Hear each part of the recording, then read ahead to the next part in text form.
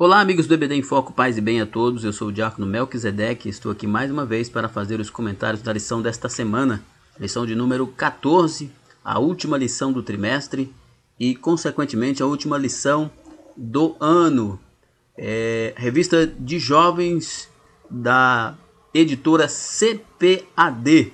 Nosso muito obrigado por você fazer parte da família EBD em Foco. Também é uma satisfação fazer parte da família EBD em Foco. Esperamos ter contribuído com as suas aulas na sua escola bíblica dominical e esperamos também em Cristo Jesus que em 2018, se for a vontade de Deus, estaremos juntos contribuindo para que você tenha uma escola dominical abençoada. E você, é claro, sabe, como de costume, nós gostamos sempre aqui de deixar esse informe. Você vai encontrar esse material e muitos outros materiais importantíssimo para a sua escola bíblica dominical no ebdemfoco.com. Acesse ebdemfoco.com e confira. Lá você vai ter uma diversidade de material que vai ajudar a sua escola bíblica dominical. A lição 14 nos traz o tema a importância do ensino cristão no mundo atual. Vale lembrar que o cristianismo foi de grande relevância para a cultura mundial na história da humanidade. Inclusive, contribuindo no aspecto intelectual. Inclusive, a vertente do cristianismo, o protestantismo, contribui ainda mais. Segundo pesquisas, as nações onde o protestantismo é predominante, existe um índice muito menor de analfabetismo entre as pessoas. Isso em comparação com as nações onde o catolicismo é predominante e também aonde outras manifestações religiosas também. Portanto, a importância do ensino cristão no mundo atual, historicamente o ensino cristão é importantíssimo, é extremamente relevante para a cultura das pessoas. Quando fala de ensinamento cristão, nós não estamos falando especificamente ou simplesmente o ensino sistemático da Bíblia, mas qualquer ensino que esteja pautado pelos valores e os princípios cristãos, que não sejam baseado no humanismo, nem no existencialismo, enfim, nessas ideologias que são contra a base bíblica, que são contra o conhecimento de Deus, que são contra a verdade bíblica para as nossas vidas. O nosso texto do dia se encontra em Mateus no capítulo 28, verso 19. É um texto bastante conhecido e diz: portanto, ide e ensinai todas as nações, batizando-as em nome do Pai, do Filho e do Espírito Santo. Esse texto é um texto bastante conhecido, é um dos textos da Grande Comissão, e diferente de Marcos, que diz: ide e pregai o Evangelho a toda criatura, aqui Jesus diz, o escritor Mateus nos deixa escrito que ide e ensinai. Aqui é mais uma questão didática mesmo. Ide e ensinai, ide e paulatinamente educai as pessoas naquilo que Jesus ensinou. É importante notar, inclusive, que o ministério de Jesus, às vezes as pessoas enfatizam muito a questão dos milagres, mas o ministério de Jesus era uma preparação, claro, para a crucificação, mas o seu ministério, as coisas aconteciam em volta daquilo que o seu ministério era como base. E o seu ministério era um ministério de ensino. Por exemplo, você, de forma mais clara, encontra lá em Marcos capítulo 2, o acontecimento lá, o fato dos 4 homens que levaram aquele paralítico, subiram no telhado da casa, furaram um buraco e colocaram aquele paralítico diante de Jesus.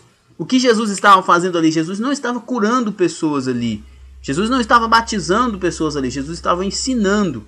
A Bíblia diz ali claramente, você pode verificar lá em Marcos capítulo 2, que Jesus estava ensinando e as pessoas veio para ouvir. Frequentemente Jesus fazia isso, ele estava ensinando e as pessoas vinham para ouvir e trazia também os seus doentes, os seus oprimidos, endemoniados, ele curava e libertava essas pessoas. Mas o ministério de Jesus era um ministério de ensino. Portanto, o nosso tema fala muito sobre a importância do ensino cristão e já combatendo aquela ideia do anti-intelectualismo que muitos cristãos têm. Jesus foi o primeiro a ensinar, Jesus foi o primeiro a dar o exemplo de que o ensino é importantíssimo para o cristão. É tanto que ele foi chamado e é chamado de mestre.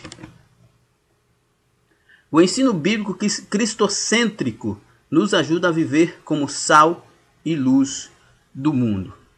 Nós não podemos nos distanciarmos de um ensino genuinamente bíblico. Isso tanto no sentido secular, quanto no sentido, no contexto igreja mesmo.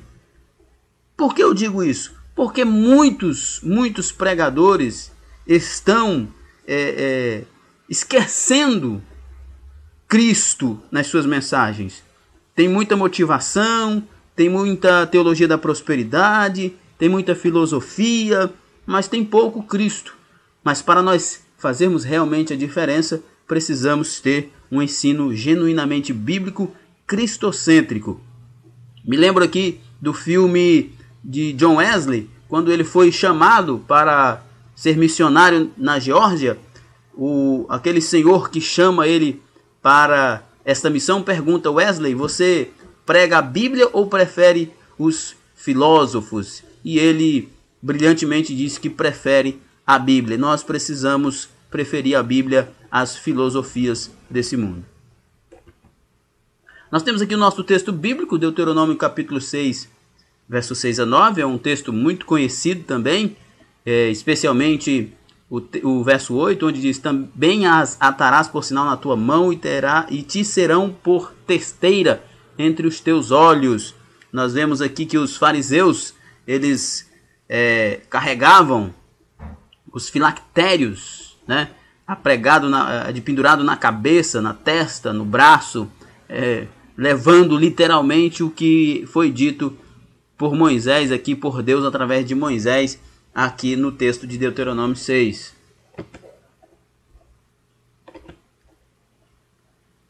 A nossa dinâmica: cristão, escola e universidade. O que vem à mente de vocês quando ouvem essas palavras? A Bíblia não condena a intelectualidade e o estudo sistematizado, e que inclusive encontramos vários versículos que exaltam o conhecimento e a sabedoria. Bom, a dinâmica pede para o professor perguntar aos alunos o que vem à mente de vocês quando ouvem essas palavras: cristão, escola e universidade. Na minha mente vem cristão, missionário, escola e universidade, campo missionário. Infelizmente, para muitos, cristão, aquele que deve ficar na igreja, nas quatro paredes, escola e universidade, lugar de perigo, lugar de risco, que se o irmão for para lá, ele vai perder a sua fé. Não é bem assim.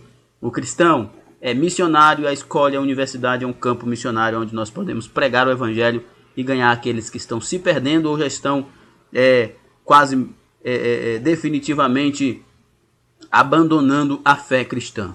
Nossa introdução. Com a graça de Deus, chegamos à última lição do trimestre e esperamos que as lições bíblicas estudadas no decorrer deste período tenham sido de grande proveito para a sua vida e que os temas e reflexões em sala de aula tenham despertado em você o desejo ardente de dar mostras da relevância cristã em um mundo caído. A importância do ensino nas Escrituras. A importância do ensino nas Escrituras. Primeiro subtópico: Israel e o ensino hereditário e permanente. Levítico 10 e 11. Levítico 10 e 11 diz que o povo deveria guardar, que o povo deveria guardar os estatutos de Deus, e esses estatutos deveriam ser ensinados de forma perpétua. No Antigo Testamento, toda a tradição e história de Israel era pautada pela necessidade do ensino da lei de Deus para as gerações seguintes. O expositor Warren Wiersbe faz um comentário sobre esse texto de Deuteronômio 6, capítulo 6, versos 6 a 9, que ele diz o seguinte: quando ouvimos a palavra de Deus e a recebemos em nosso coração, então o Espírito Santo pode usar a verdade para transformar o nosso interior. Deus escreve a palavra em nosso coração para que outros possam lê-la e para que possamos confiar em Cristo. A maneira como vivemos é importante, pois confirma aquilo que dizemos. Moisés admoestou os pais a falar da palavra de Deus em casa, a passá-la aos filhos e a permitir que a palavra guiasse suas mãos e o seu coração, enquanto trabalhava ao longo do dia. A palavra devia até mesmo controlar quem passava pelo portão e entrava pela porta da casa.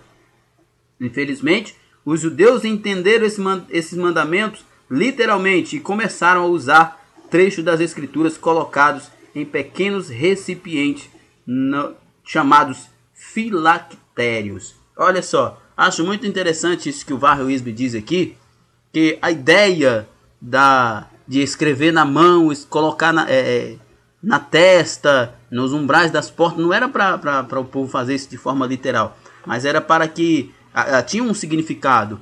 Colocar na mão é uma forma de dizer que a palavra que conduziria aquelas pessoas. Colocar na testa que o seu pensamento estivesse sempre cheio da palavra de Deus. Que colocasse nos portões, nas portas, que as pessoas que ali morassem, que as pessoas que ali entrassem, fossem transformados pelo poder da palavra.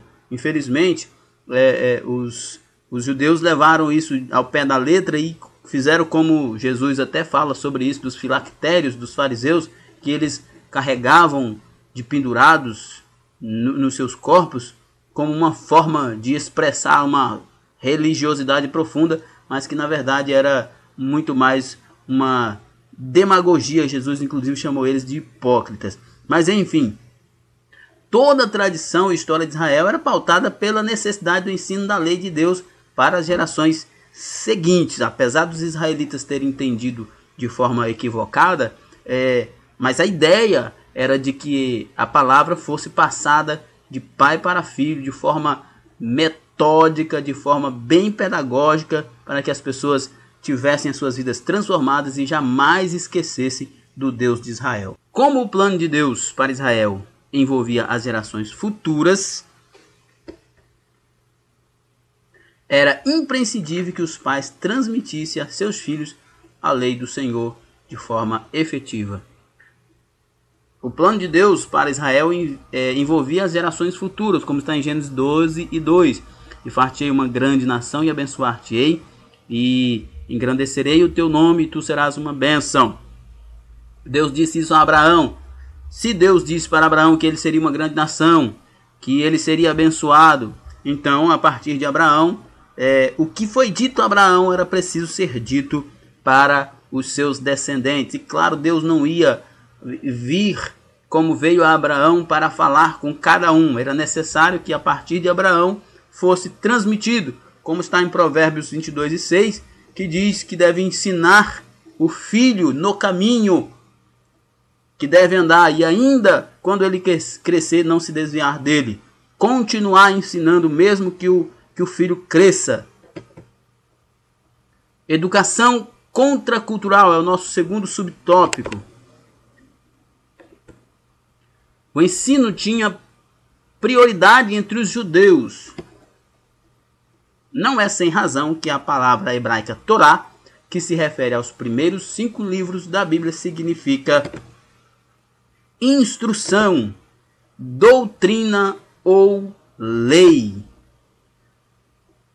O pastor e escritor César Moisés diz: o objetivo da educação judaica era preservar o povo de Deus das más influências dos povos idólatras e corrompidos que haviam ao redor da terra prometida. Em outros termos, era uma contracultura. O que é contracultura? É aquilo que vai de encontro à cultura predominante. E se tratando do povo de Israel quando chegou em Canaã, eles eram estrangeiros, vinham de uma escravidão no Egito e de 40 anos no deserto, encontrando os cananeus nativos na terra de Canaã, já com sua cultura desenvolvida, e eles não podiam aderir à cultura cananeia, mas contrapô-la com uma cultura bíblica, com práticas que agradassem a Deus e não aos deuses cananeus. Os descendentes de Abraão eram educados para servir ao Senhor e ao mesmo tempo refutar a influência dos falsos ensinamentos externos. Por exemplo, Timóteo ouviu de Paulo, está lá na carta de 1 Timóteo 4, 6 e 7, que ele deveria se dedicar à palavra e rejeitar as fábulas, rejeitar as mentiras que alguns estavam disseminando no meio da igreja naquela época. Não era apenas para Timóteo aprender da palavra de Deus, era para ele rejeitar de forma enfática, de forma pública, era para ele se manifestar contra aquilo que estava sendo pregado, que era falso, os falsos ensinamentos. Assim sempre foi a educação judaica. Os descendentes de Abraão eram educados para servir ao Senhor e ao mesmo tempo refutar as influências dos falsos ensinamentos. Nós podemos olhar para os profetas e alguns dos reis, como Josafá, Josias e Ezequias, que combateram a idolatria no meio do povo de Deus. Destruído por falta de conhecimento. Jeremias 32 e verso 33. Quero até ler esse texto, que é um texto que eu acho muito importante. E ele diz assim, a partir do verso 32. O povo de Israel e de Judá tem provocado a minha ira, por causa de todo o mal que tem feito, tanto o povo como os seus reis e os seus líderes, os seus sacerdotes e os seus profetas, os homens de Judá e os habitantes de Jerusalém, voltaram as costas para mim e não o rosto, embora eu os tenha ensinado. Vez após vez, não quiseram ouvir-me, nem aceitaram a correção. Deus, falando através do profeta Jeremias, que o povo havia se distanciado de Deus, havia abandonado Deus. É até interessante o jogo de palavras que é dito aqui, que eles viraram as costas e não o rosto para Deus, abandonaram Deus. Em 2 Crônicas, capítulo 15, verso 3, também diz que Israel estava sem Deus. Por muito tempo, a nação estava sem Deus, havia abandonado Deus. Sempre que o povo israelita abandonava o ensino e a prática da lei, toda a nação era afetada. Ora, isso aqui é muito fácil de compreender. Por que os cananeus foram expulsos da terra? Por que eles foram destruídos? A Bíblia diz que a medida da iniquidade deles havia chegado ao limite, por isso eles estavam sendo destruídos. E estava sendo colocada uma nação santa no lugar. E a nação santa não podia prevaricar como os cananeus, seguindo seus caminhos. Toda vez que Israel fez isso, ela sofreu a punição de Deus. Eis o motivo pelo qual Deus declarou por intermédio do profeta Oséias: o meu povo foi destruído porque lhe faltou conhecimento. Porque tu rejeitaste o conhecimento, também eu te rejeitarei, para que não sejas sacerdote diante de mim, visto que te esquecesses da lei do teu Deus, também eu me esquecerei dos teus filhos. Deus falando através do profeta Osés de forma severa para o povo de Israel, que o povo, qual era o motivo? O povo questionava qual era o motivo, por que eles estavam passando por aquilo, por que eles estavam sofrendo tanto. E Deus então disse: vocês sofrem porque lhes falta conhecimento. O mesmo profeta Oséias diz que o povo que não tem conhecimento será transtornado, será destruído, será lançado fora, será deixado vagando pelos desertos. Enfim, o mesmo profeta Oséias também diz: sigamos e prossigamos em conhecer a Deus. É importante o conhecimento de Deus, o conhecimento bíblico e, claro, o conhecimento secular também é importante, até para que a gente faça uma diferenciação entre o que é certo, o que está conosco e o que está contra nós. Segundo tópico, o cristão, a escola e a universidade. Primeiro subtópico, intelecto a serviço do reino. A Bíblia não aprova o anti-intelectualismo e a aversão ao estudo sistematizado. Embora desabone o orgulho de filósofos humanistas, a palavra de Deus aprecia o conhecimento. É importante falar sobre isso aqui. Primeiro, a Bíblia não é contra o estudo, a Bíblia não é contra. Apesar de muitos crentes, esses dias eu ouvi uma irmã falar que um certo obreiro, um certo presbítero disse para ela que ela ia ficar louca se ela continuasse lendo a Bíblia do modo que ela estava lendo. Eu fico pensando como este homem tem coragem de dizer isso. É simplesmente desacreditar no poder salvador e sarador da palavra de Deus. Desde quanto estudar a Bíblia enlouquece alguém? Desde quanto se alimentar do pão da vida vai adoecer alguém? Infelizmente ainda existe essa cultura do anti-intelectualismo, da aversão ao estudo, inclusive do estudo bíblico. Mas nós vemos que a Bíblia não aprova essa perspectiva. Pelo contrário, a Bíblia enaltece o conhecimento. Inclusive, Jesus diz que as pessoas erravam por não conhecer as Escrituras nem o poder de Deus. O apóstolo Pedro também disse que nós deveríamos crescer na graça e no conhecimento.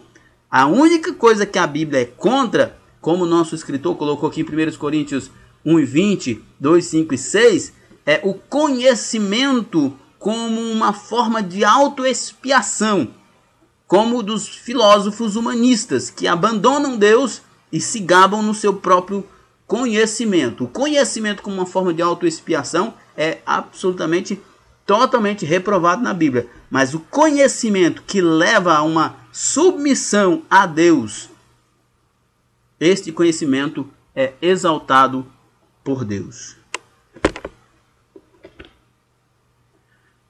As Escrituras partem do pressuposto de que o homem é criado à imagem e semelhança de Deus. E por isso é um ser inteligente, comunicativo e com capacidade de aprender e ensinar.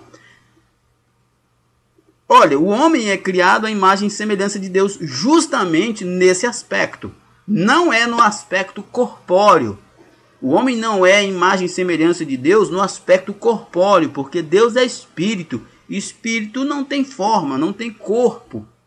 O homem é a imagem e semelhança de Deus justamente na capacidade de comunicação, na capacidade moral e na capacidade intelectual. E mortificar estas características é bestializar o homem, é transformar o homem em um ser como qualquer outro animal, já que o que distingue ele dos outros animais é a sua inteligência, a sua capacidade moral, justamente aquilo que o faz, que o caracteriza como imagem e semelhança de Deus. Portanto, inteligência, comunicatividade, capacidade de aprender e de ensinar é inerente ao homem por causa da sua imagem e semelhança com Deus. Ele foi criado assim. Jesus foi enfático ao dizer que precisamos amar a Deus de todo o nosso coração, de toda a nossa alma, de toda a nossa força, de todo o nosso entendimento. Mateus 22 e 37. Esse entendimento aqui é a nossa consciência reflexiva, que envolve muitas coisas aqui. Não é apenas o nosso modo de pensar, não é apenas isso, mas nesse sentido envolve consciência, pensamento, percepção, entendimento, julgamento, determinação e vontade. É muita coisa, é o nosso entendimento, é a nossa consciência reflexiva, é o nosso ser consciente. Sem isso aqui nós não existiríamos.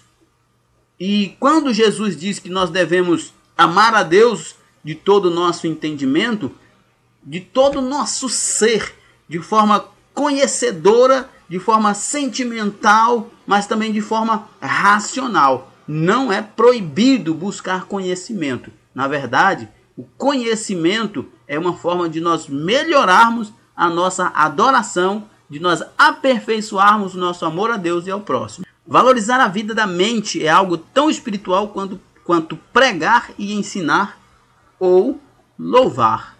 É uma atividade que deve ser feita em sintonia com a palavra e para a glorificação do nome do Senhor.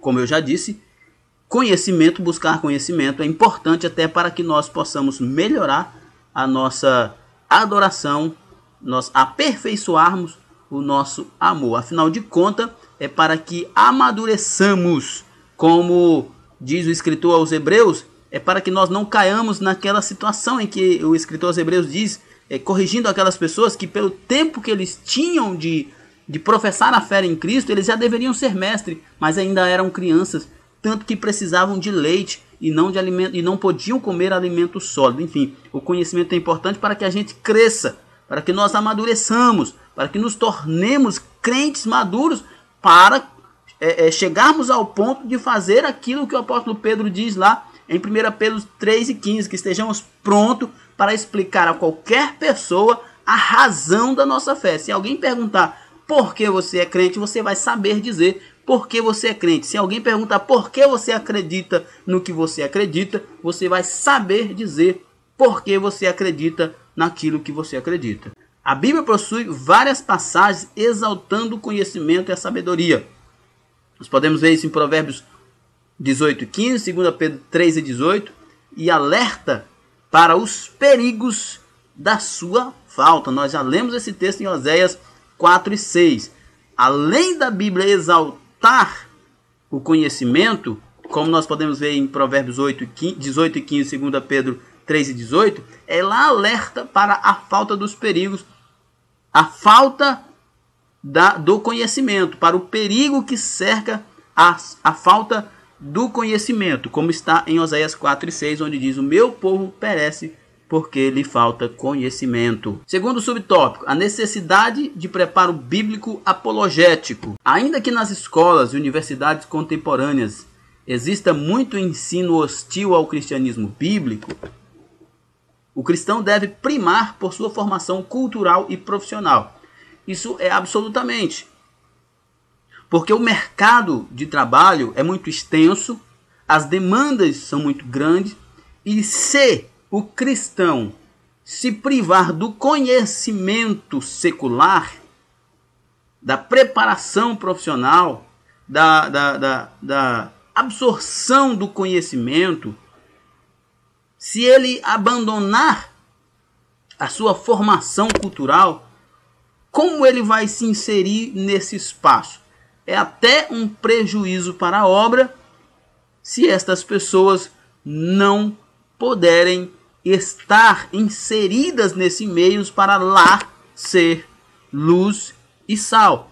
Nós precisamos nos aprimorarmos, adquirir conhecimento, ter uma formação cultural sólida, nos profissionalizarmos para que lá aonde estivermos nós possamos fazer a diferença. Enquanto muitos pensam que não precisa de estudo, que não precisa de capacitação, porque vai fazer a obra, vai viver da obra, isso é um grande engano.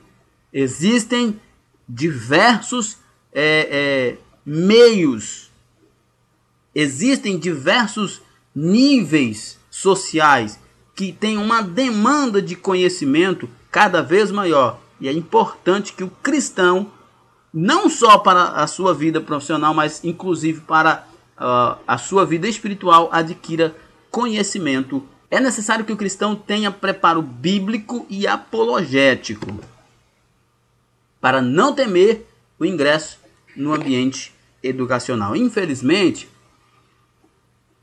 o preparo bíblico já é pequeno. O preparo bíblico é pobre, muito pobre nas nossas igrejas, especialmente nas igrejas pentecostais. Muito menos o preparo apologético.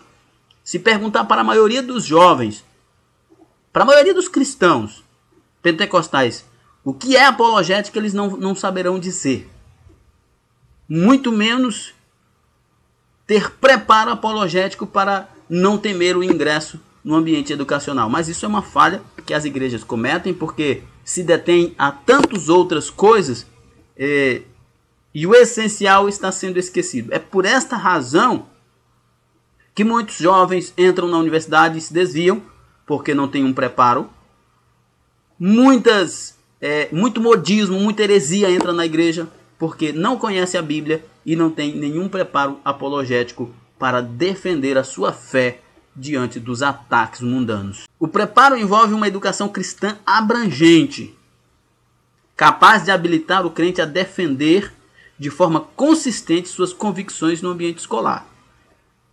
Você não tem a obrigação de convencer ninguém, mas você tem que, pelo menos, saber se defender desses ataques, de modo a refutar as ideias e opiniões que se levantam contra o conhecimento de Deus.